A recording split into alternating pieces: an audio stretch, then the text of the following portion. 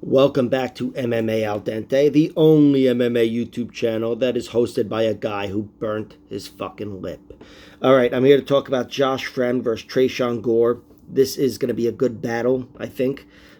Josh Fremd has a 9-3 record. He spent some time in the LFA, 4-1 there.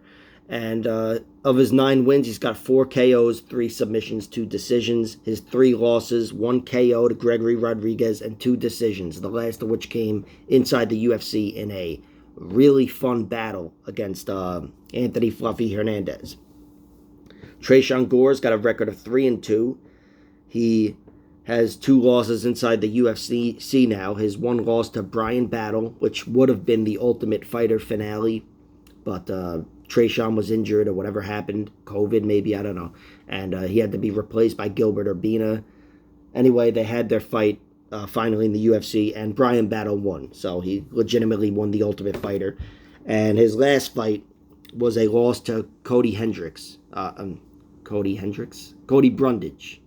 And I was thinking of Corey Hendricks from the PFL or whatever. But Cody Brundage knocked him out in the first round. And that wasn't a good look for Tresean Gore. It's never a good look for a guy to get knocked out like that, especially early in his career. But it didn't look like the most deadly knockout either. Just, I don't know. It's got me worried about Tresean Gore moving forward. And I did have a lot of high hopes for him coming into the UFC.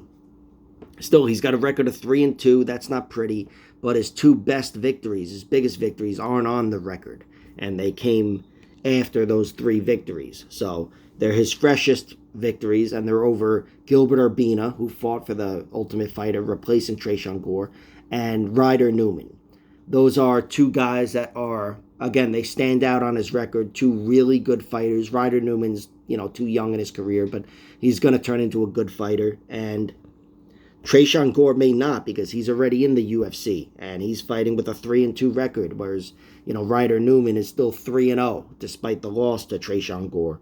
But Tresean is a weird fighter.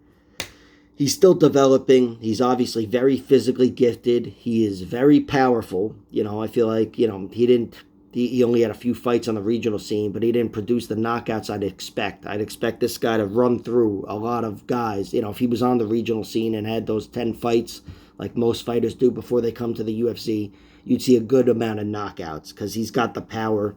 And defensively, I worry about him. I can't say, gotta blow my nose here. Defensively, I worry about him. I think he's got a compromised chin.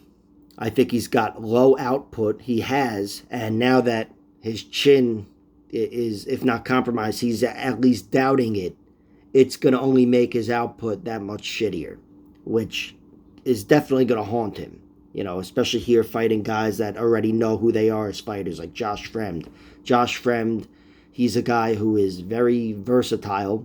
We saw him have a great battle with Anthony Hernandez where he lost round 1, came back, had an excellent round 2, really working Anthony Hernandez with the grappling. Just every position they hit, and he was just out scrambling Hernandez and looked really good. And then in round 3, it was the exact opposite. He went back to getting his ass kicked, but he got it really kicked, almost submitted, and he just kept fighting and fought his way out of it. And he ended up losing a decision, but it was a good performance for him, especially against a guy that I think is really goddamn good, like Anthony Hernandez.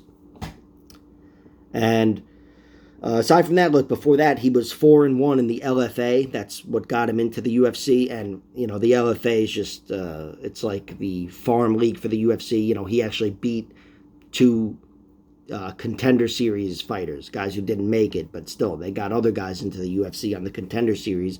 And they ended up afterwards going back to LFA and getting knocked out in round 1 by Josh Fremd. He's got 4 knockouts overall. 3 of them are in the LFA over a good competition, and they're all in the first round. So he's still developing as a fighter, but of his 9 victories, 3 of them in round 1 knockouts in there in his last few fights. It's definitely a good look for him as a striker. It looks like he's developing into a knockout artist. And as we saw in his fight with Anthony Hernandez, he is really well-rounded. The guy can survive, and the guy definitely has a really good top game. It's just tough to find that against Anthony Hernandez. But overall, I do favor Josh Fremd in this fight. I could see him getting knocked out like he was against Gregory Rodriguez. Just, I don't think he respected. Gregory Rodriguez is just such a weird fighter, but that guy's got hands of stone. And Tresean Gore, while he's not proven to have hands of stone, it's visible that he's got knockout power. So that's why I think the line is so tight. But Josh Fremd overall, I think he's got the skill set. I think, it would be tough to impose his wrestling on Tresean Gore. Tresean Gore does have good takedown defense too. Against Ryder Newman, not that he defended a lot of takedowns there, but against Brian Battle, he fought very well against him, even though, I don't know if he fought too well, but he took round 2 and he started fighting better after, again, a slow start, spamming head kicks. Once he started using his hands, that became a real battle, no pun intended. But he's not out of this fight at all, Tresean Gore. And I do think the odds reflect that. Josh Fremd is like a minus 160, and Tresean Gore's plus 120, plus 130. It's a very close fight on paper, but I'm going with Josh Fremd. I think Fremd is going to have the output advantage, especially with Tresean Gore potentially being scared of his own chin, doubting himself now, because, again, he's only got 5 legitimate pro fights, and one of them's a knockout loss. Even if you count his Ultimate Fighter wins, whatever, he's still got a knockout loss pretty early. And Josh Fremd, he got his knockout loss, relatively early as well against Gregory Rodriguez, but he is definitely more of I'd say a confident fighter. On the feet, I expect him to be throwing, especially with his length and reach, which, I didn't even get into, but he's got, I think he's 3 or 4 inches taller than Tresean Gore. And he's a guy that doesn't stop working. I trust his work rate more than Tresean Gore. I think if this fight goes to a decision, well, Tresean could win it if it's a slow fight and he's, keeping it on the feet and getting the better of Fremd. But any sort of grappling, I expect Fremd to be outworking Tresean. And even on the feet, I think Fremd, no doubt, will be throwing more volume.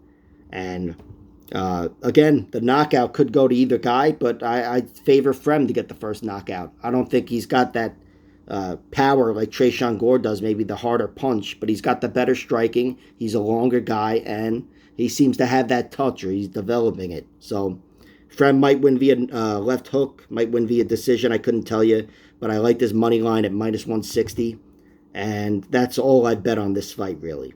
So I'll have to get drunk and start playing some prop bets. Tresean Gore via round 1 knockout, I think it's plus 525 or something, but no, the pick is Fremd, and that's my bet as well.